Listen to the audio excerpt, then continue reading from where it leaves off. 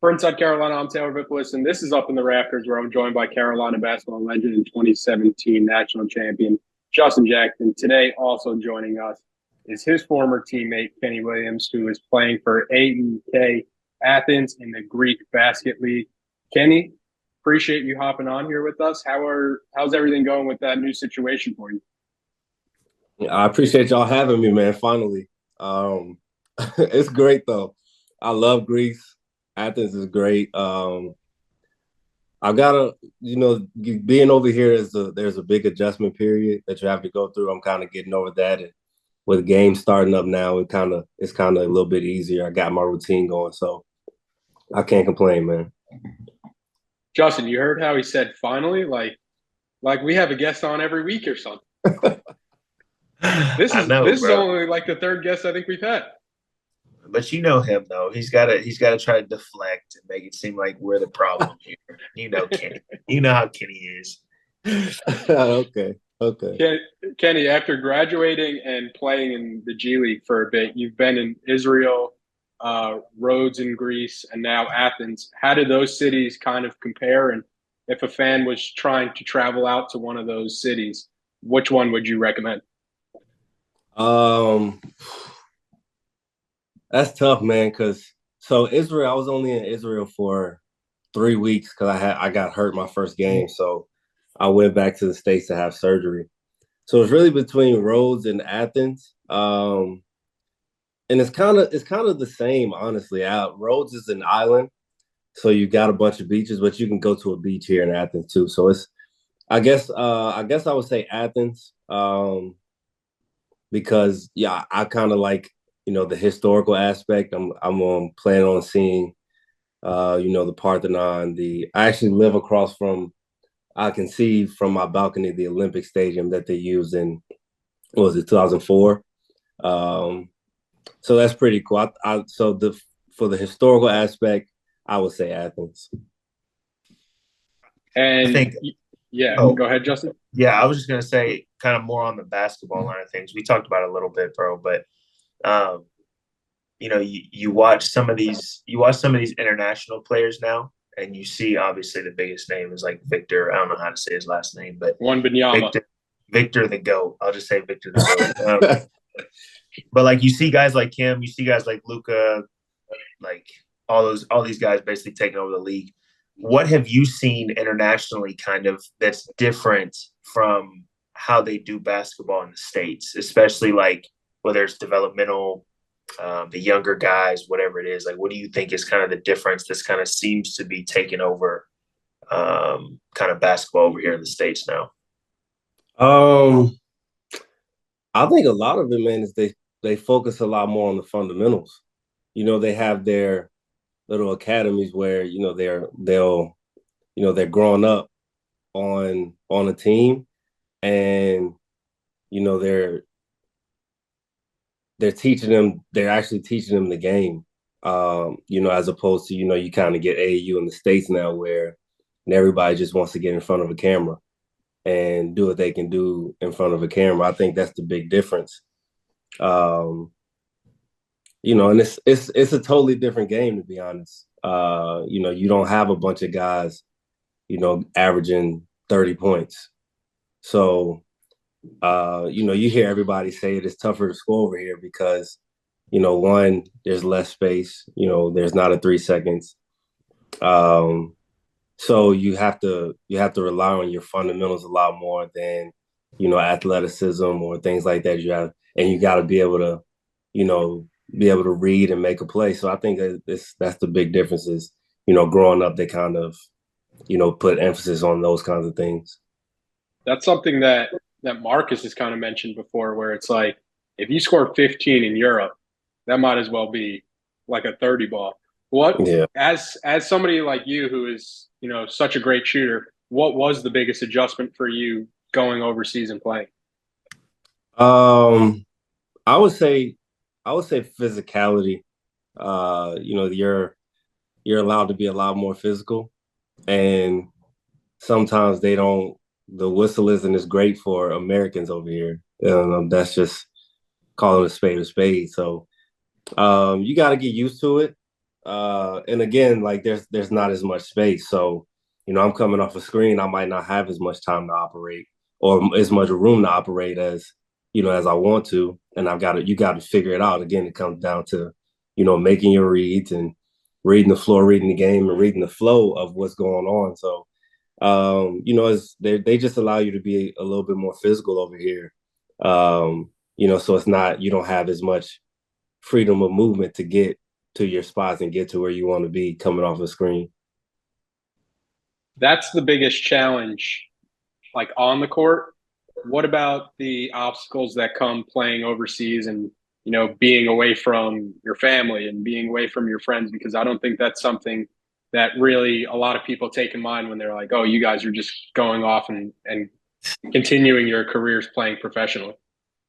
Um, I mean that's probably the biggest challenge. I mean, I'm not married. I don't have a family of my own, so I'm really basically over here by myself. And you kind of have to find your outlets. You're home in America. You got your friends. You've got your family there. You've got the things that are familiar. When you come over here, like I said, there's an adjustment period. You have to figure those things out, and you gotta. It's in some cases it can be easy, but in others it could be a little tough. My kind of, the first thing that I go to is, my faith, and I'm trying to get into that as much as I can, just to keep me grounded. But I also have the video games with you guys, and you get your phone calls in when you can. But the biggest thing for me is just staying on the routine, man. It's that kind of keeps things simple and makes it a little bit easier day to day. So, I kind of do the same things every day, whether, from waking up at a certain time to practicing. And then when I come home, having the same routine after practice. But there's a lot, there's so much that, you could talk about in terms of, challenges being over here. You got being alone. It's a unfamiliar area. The team might not be paying on time, things like that. So, you talk to anybody, they could go on all day about the challenges of being over here. Yeah, I think it's always funny, like kind of going through free agency and stuff, and like even thinking about going overseas and talking to like people who aren't in this world, I guess I would say. And when you talk to them about going, like, we'll just say, for instance, like going over to Greece to play basketball, they're like, bro, I would love to go to Greece. Like, I've always wanted to go to Greece. And it's like, yeah, you wanted to go to Greece for a vacation, not to live there for 9 months, Right. But no, I think, man, like, for one, we've talked about it before, but I just want to compliment you on like how you've handled kind of each transition. Like Vip said, going from college, going to the G League, grinding that out, and then finally making that move overseas, and now being over there by yourself. I know we play a ton of video games, and we're able to kind of chop it up a little bit, but just being over there, I just want to commend you, bro, on trying to do that. I guess one thing, like, just kind of, and this is just kind of like, it might be off topic, but for us in the States, obviously, like you said, all the common things that we know, whether it's Wi-Fi, whether it's fast food or whatever it is, like, give me some things that is just different that some of us might not know, like that we might not think about that would be different if we had to be over there. Ooh. I will say, so so I haven't really experienced anything that's super that's like eye-opening, mind-blowing. You got little things like, the food is so much different. There's not a lot of the, additives or whatever in the food. You don't have a bunch of fast food like you here. So what they consider fast food might be different than us, but like I know we have a McDonald's, we have a KFC, a Domino's, but that's about it when it comes to like American spots.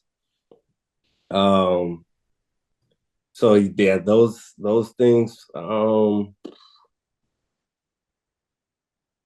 be honest, brother, like, so I don't really stray away from my routine a whole lot. So like the major difference is like you just gotta acclimate yourself to, a new surrounding. Like, when it comes to driving, you gotta be a little bit more aggressive when you're driving. Like if you're not aggressive, you're gonna get, people gonna get mad at you, you're gonna get stuck.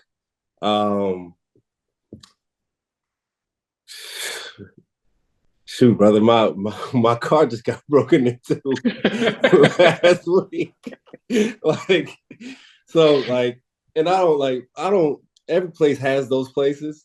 You gotta be careful everywhere you go, obviously. But like, I never would have expected that.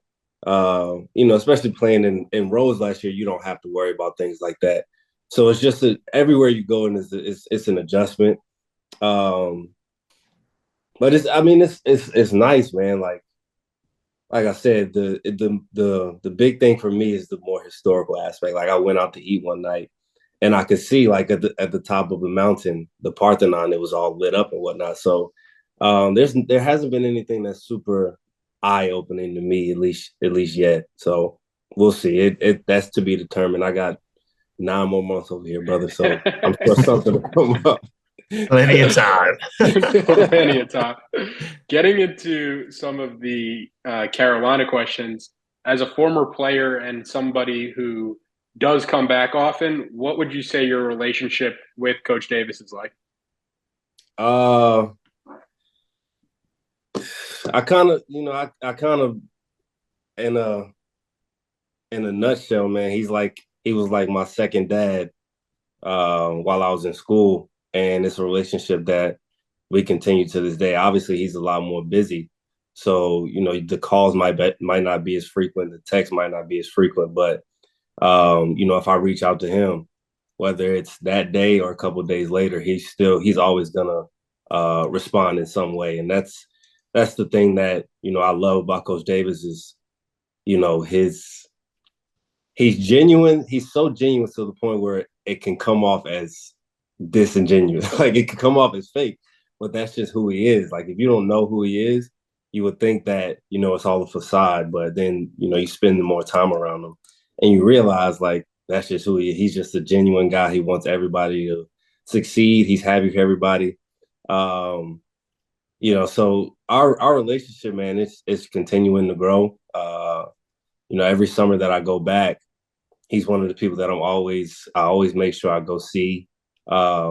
He's always the same guy. Whenever I talk to him, you need anything, he's always extending invites into his house for dinners or whatever.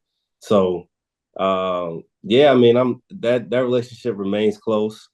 And that's just it in a nutshell. And he was like my second dad, my Chapel Hill dad, as I'll say. And he'll say the same thing. He jokes about putting me in his will sometimes. So it's a great relationship, and I love that guy. Hey, that's not a bad will to be in, brother. I think, and just kind of piggybacking on that too, like I think whenever they were trying to figure out who they were going to hire for kind of this to be the head man there at UNC when Coach Williams decided to retire, I know I was on a few calls and they were, trying to figure out, okay, do we go outside of, who we have here already and hire? Or do you think Coach Davis? And even when they decided to hire, everybody was kind of like, well, I don't know if Coach Davis can do it. But I think Coach HD's his biggest talent as a coach is his ability to connect with the players, right? And to make them feel like he cares about them. And I think just me personally, when it comes to coaching, I feel like that's like the number one priority is getting the players to feel like, okay, this coach really cares for me. Now I can go out there and really, give everything I have. So yeah, I love seeing Coach Davis now at the helm. Obviously, he had a ton of success last year against the championship game, but just to kind of see how he handles the players and handles, all of us whenever we come back. I mean, it's, I feel like it's only right that he has the success that he's had. Yeah, and it's crazy to think about it. Like when you take a step back, like North Carolina, that basketball job is probably top 2 job in the country. And not only is it a top 2 job in the country, but you're also following somebody like Roy Williams, who had all that success and was a top 5 coach in college basketball history, most likely.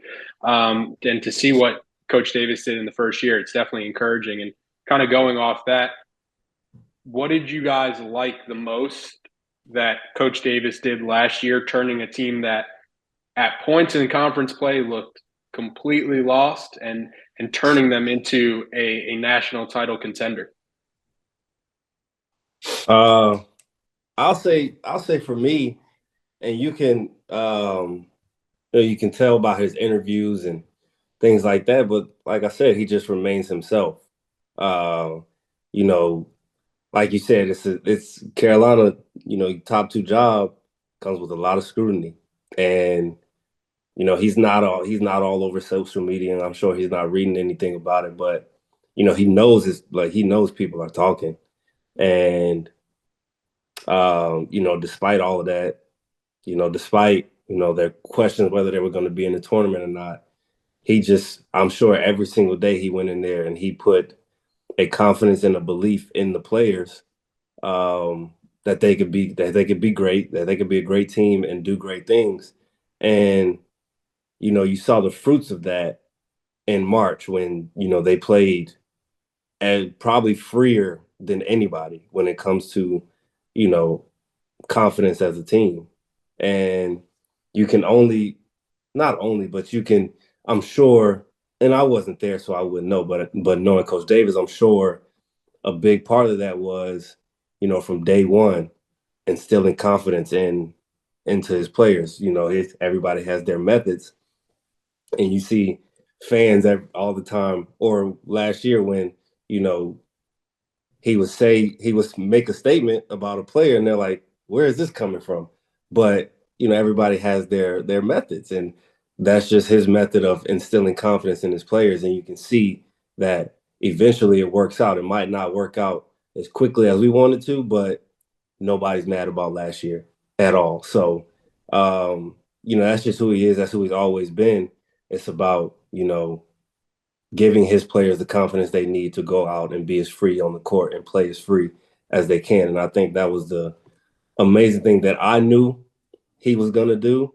And it was great to see it come to fruition in year 1 for him. Yeah, Go ahead. Oh, I was just going to say, I think like consistency is one of the biggest things, when it comes to instilling confidence in a player. I think a lot of coaches, like from day one, they might start off, you can be this, you can do this for us, you can do this. And then the first sign of trouble, or like the first few bad games, it's like, okay, we got to go a different route. Like we got to figure something else out. And the type of person HD is like, no, we're going to stay consistent with what we have here. Like, I believe in these guys. I believe that, these guys can get us to a championship. And yeah, you might change, maybe some schemes defensively, or maybe you run a few different plays. But as far as the players that you play and the players that you're instilling that confidence in, you never change that. And even in times, like I know we used to joke, they looked bad at the start of last season, bro. Like they did. They just like it, whether it was they were trying to, get to know each other a little bit more, they were trying to gel into a new system, whatever it is. They just didn't look like they were, a cohesive unit. But thinking about Coach Davis instilling, even after, the game against, what was it, Georgia Tech that they lost, or whoever, they had a few bad games at the beginning where Wake they lost. Forest was one. Wake Forest. Even after that game, to think about HD, he didn't go into that locker room freaking out and, okay, what the heck are we doing? We got to figure this out, whatever. It was like, all right, guys, like, practice tomorrow. Let's get back. Let's get better. You know what I mean? Like, that's just how HD handles things. And so when players see that, they're like, okay, like we can get this done, right? Like we've got somebody that's still rocking with us, still here with us. So, I think that's a big key, is just the consistency that HD, for one, lives with, but two, coaches with when it comes to, filling these guys up with confidence and encouraging them. Yeah, if you would have showed me that Wake Forest game, and I think it was the Miami game, maybe back to back, and then told me after that night that that team would go on to beat Duke in the Final Four and be up 15 points in the national championship game, I would have checked you into a hospital or something, an insane asylum.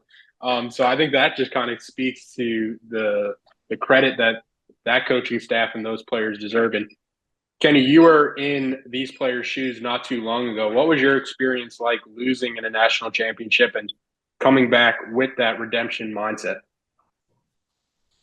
Oh man,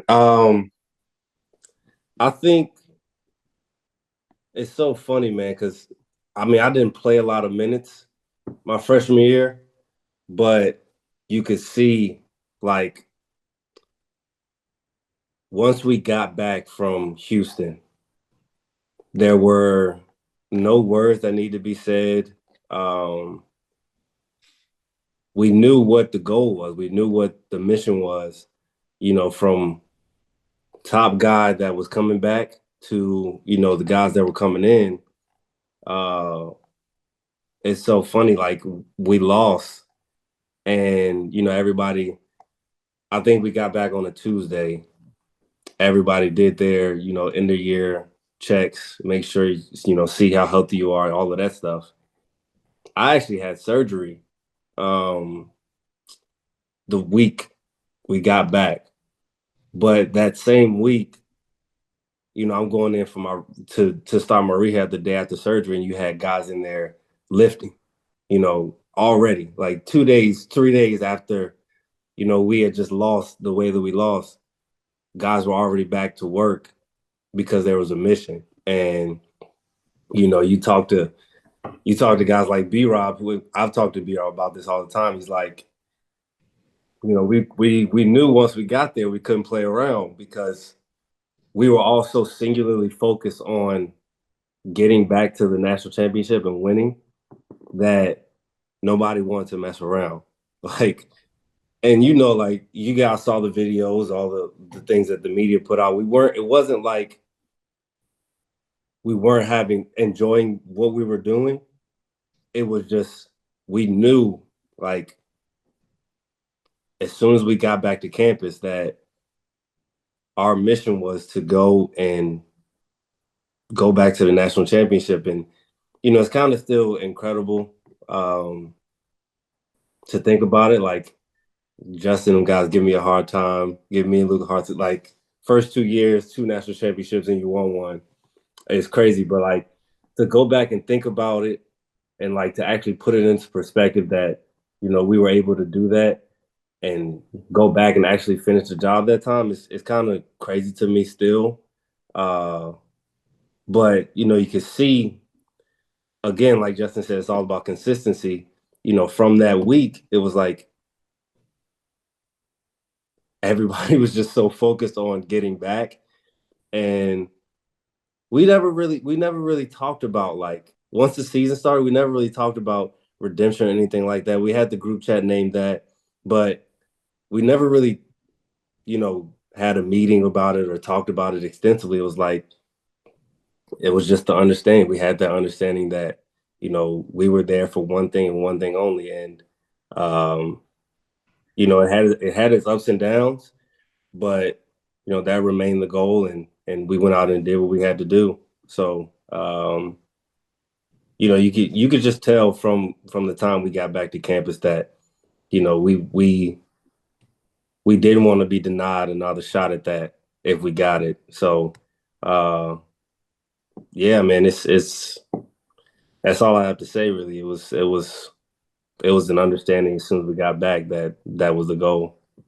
Justin, when does that hurt of losing in the national championship go away, or does it not go away? And that's something that's sitting with you until the next year in that Gonzaga game.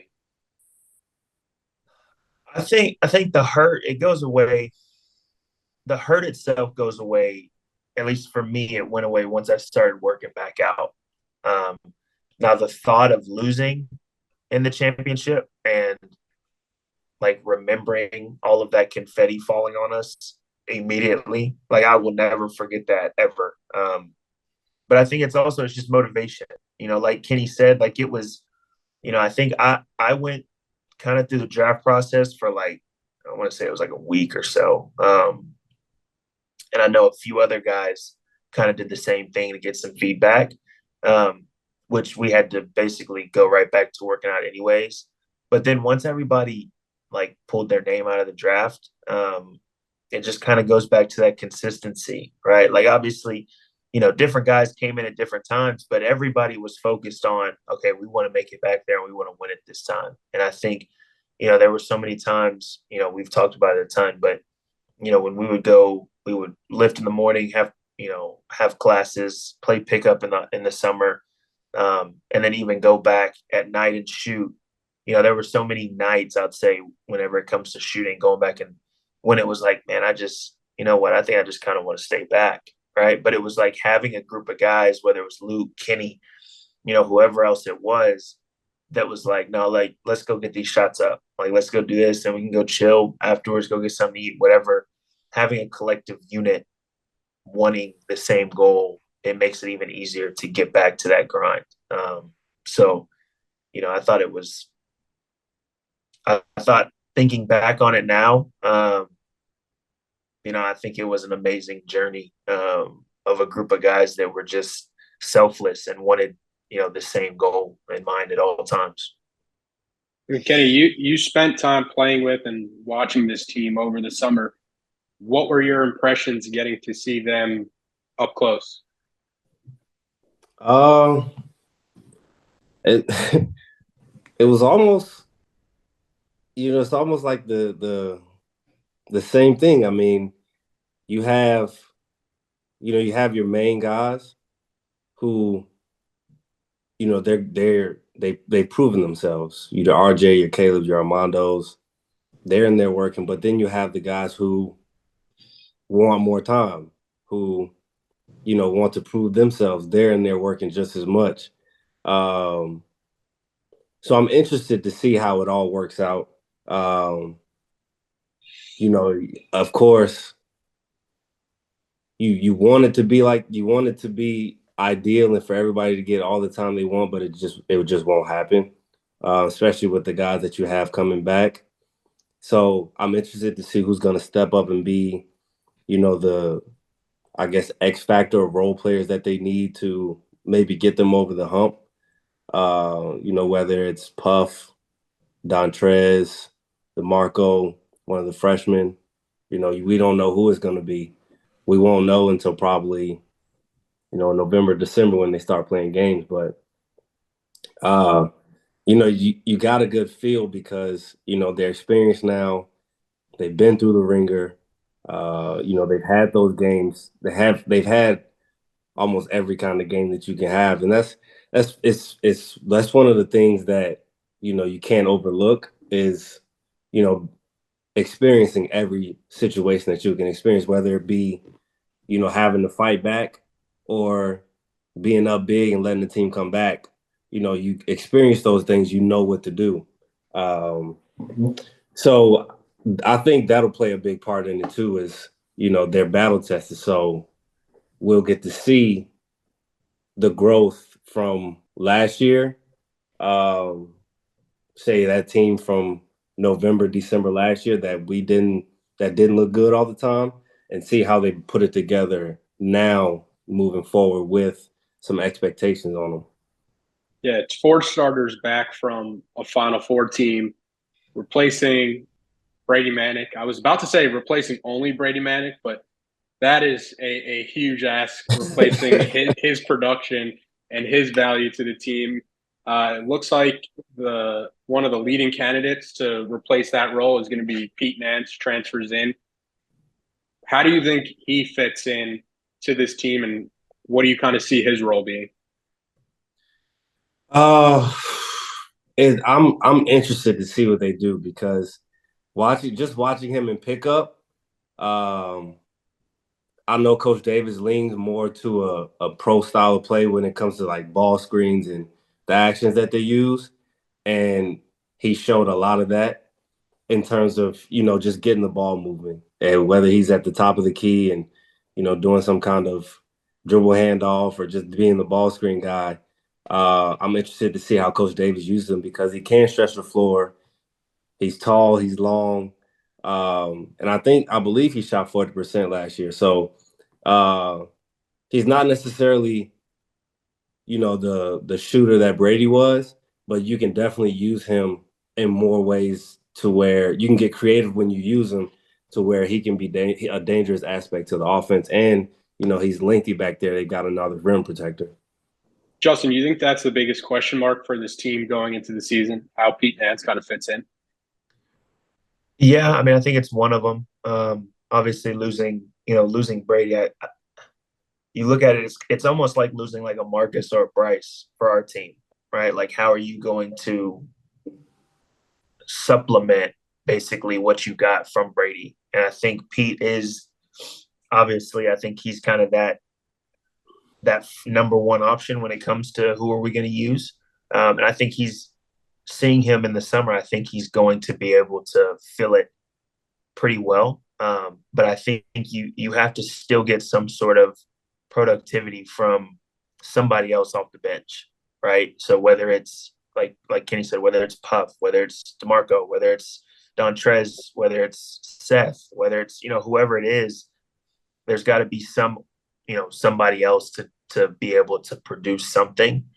I think honestly, being back there this summer, I think the biggest hurdle for any team that's had some success but hasn't fully gotten there, it was the same for us, is kind of getting comfortable, I guess I would say, and kind of settling.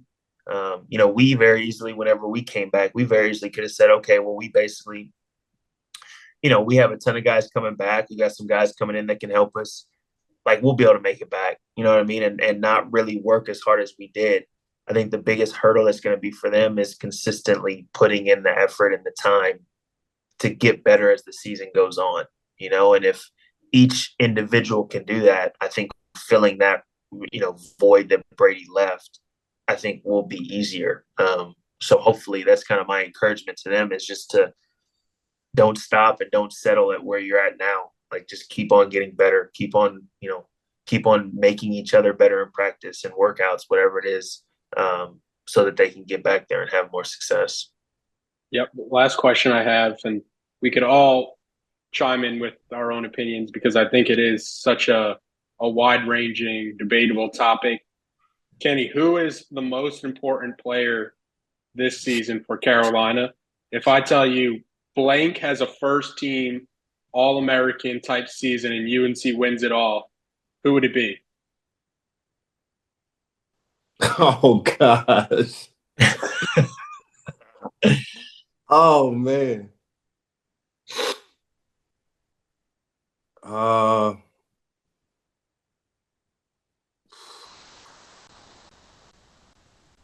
feel like everybody's going to have the same three guys in mind.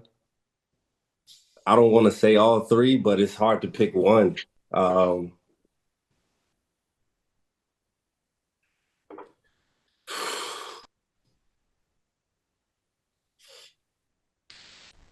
If I'm gonna fill the blank that you said, if blank has a first team All American season, I'm gonna say Caleb, because when Caleb's going, I think the team is operating at a different level.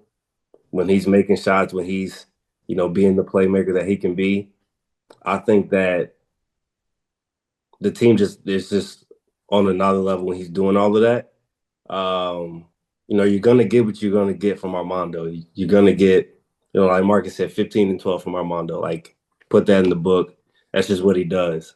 But I think, when Caleb is getting everybody involved, making shots, playing at his highest, I think that's when they're at their best. So I'll say Caleb. I'll fill the blank with Caleb.